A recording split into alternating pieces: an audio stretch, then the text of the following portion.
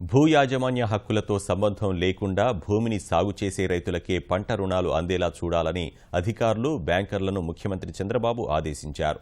పంటల బీమా పరిహారం కూడా కౌలు రైతులు, సాగుదారులకే ఇవ్వాలని బీమా కంపెనీలకు స్పష్టం చేశారు.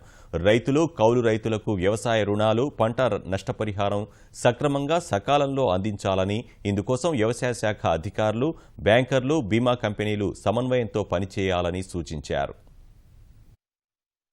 ప్రధానమంత్రి పంటల బీమా యోజన పథకం, వ్యవసాయ రుణాలు, ఇతర అంశాలపై ముఖ్యమంత్రి చంద్రబాబు అధికారులతో దృశ్య శ్రవణ సమీక్ష నిర్వహించారు. జిల్లా కలెక్టర్లు వ్యవసాయ రుణాల రికవరీపైన దృష్టి పెట్టాలని, ఇందుకోసం బ్యాంకర్లతో తరచూ సమావేశం నిర్వహించాలని సూచించారు. రైతులకు ప్రభుత్వం అండగా ఉంటున్నందున పంట నష్టం తగ్గిందని, బీమా సంస్థలు చెల్లించే పరిహారం కూడా తగ్గుతుందన్న సీఎం ప్రీమియంలోనూ కోత విధించాలని కంపెనీలను కోరారు. పరిహారం సకాలంలో చెల్లిస్తే రైతులు పంటల బీమాకు పెద్ద ఎత్తున ముందుకు వస్తారని చెప్పారు. వ్యవసాయ పంటల ఉత్పాదకతలో దేశంలో రాష్ట్రం అగ్రస్థానం సాధించేలా లక్ష్యం నిర్దేశించుకున్నామని, దీనికి అధికారులు కృషి చేయాలని సీఎం కోరారు. భూసార పరీక్షలు, భూగర్భ జలాల వివరాలు ఎప్పటికప్పుడు రైతులకు అందించాలని ఆదేశించారు. పంట క్షేత్రాల చిత్రాలను, సాగుదారుల ఫోటోలను ఆన్లైన్లో అప్లోడ్ చేస్తామని, ఈ వెబ్లాండ్ సమాచారం ఆధారంగా రుణాలు అందించేలా బ్యాంకర్లు చూడాలని ఆదేశించారు. తాము తీసుకున్న వ్యవసాయ రుణాలను రైతులు సకాలంలో చెల్లించేలా బ్యాంకర్లు గ్రామాల్లో అవగాహన తరగతులు ఏర్పాటు చేయాలని సీఎం సూచించారు.